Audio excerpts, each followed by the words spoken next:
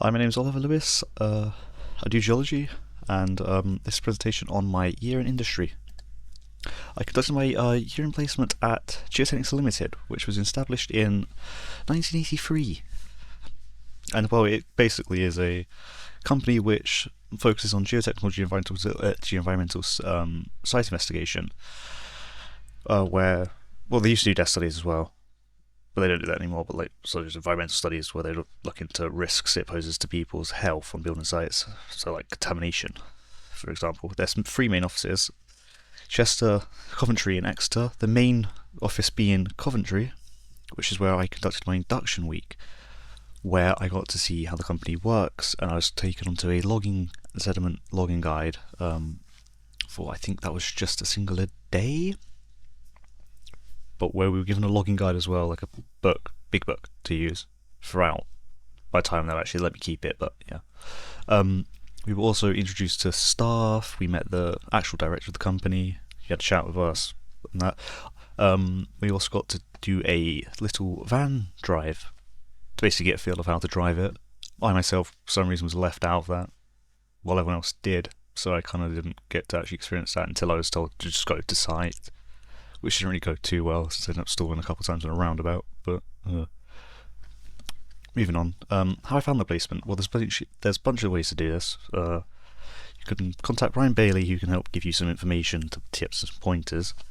I think you're going to be watching this, Brian, so hi, Brian. Or you can surf the internet. Well, I mean, I say that, but company websites work amazingly, since there's normally graduate and placement schemes that they do, which all you need to do is email contacts and hopefully they give you a response. The actual careers hub can help with CV work if you drop in at the library. There's also, I can't seem to find it now, so I can put the link there, but there's a massive Excel sheet with different contact information that previous students basically collated. Well, they didn't collate it, but they gave information out, and you can contact different members, which can help boost your chance of getting it, which I originally didn't use. I used that when I lost my original placement. Yeah, which was great. Then you want to do, well, the interview went fine, I think, since they gave me the job. But I got geotechnics myself from you, Catherine. I don't know if Catherine's going to see it. But anyway, I saw Catherine sent an email over about place. I contacted them. They gave me an interview. Went through that. They said when do you want to start, basically, and I kind of gave them a weird date, September. So it's kind of like more like a year. The year itself, my role was an engineer. However, there's not really any engineer involved in it, in the actual job itself. No one really does that, since we are just basically geologists. We just go around to different sites throughout the country, so you're not really at your house most of the time, since you have to stay overnight some places due to just how far away it is, which is actually pretty enjoyable since you get new experiences. It keeps it quite refreshed, doesn't get dull unless you're stuck in the office, which typically happens during the Christmas years, which is great since it's going to be cold anyway. But it also means you're not doing much, which is kind of annoying, especially when you're just sat there with the miserable dull weather, not doing much.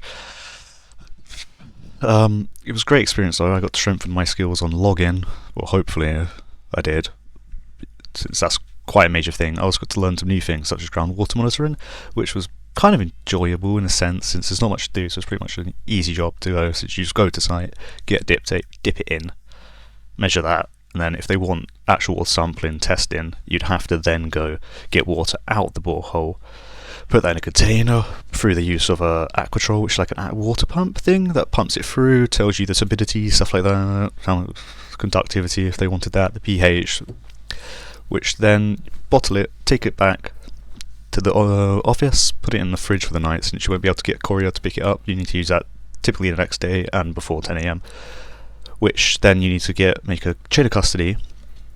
And on that, you want to list down what testing they want, which normally they'll send over a specification of what they want, and then you need to find out the suites, then because we have our own custom suites with different pays, you need to make sure they're right so you don't get overcharged. But yeah, that's pretty much the year itself, unless job specifically. I got to see a T60 excavator, which was pretty fun. Got to see it dig up ground, then you have to log it from there.